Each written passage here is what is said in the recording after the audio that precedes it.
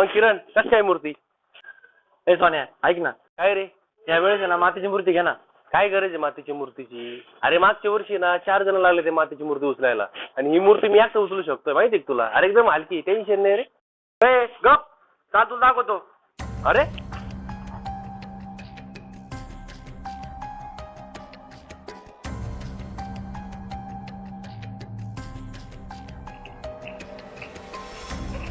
या पाय.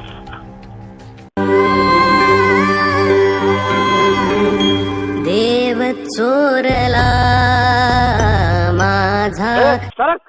अरे त्या बापाला तुम्ही दरवर्षी घरी आणि द्या, त्याच्या अवती तेवढ्या साथ करीत द्या, त्याचा लाड करीत द्या, आणि आज त्या बापाच्या विसर्जनानंतर अशी अवस्था.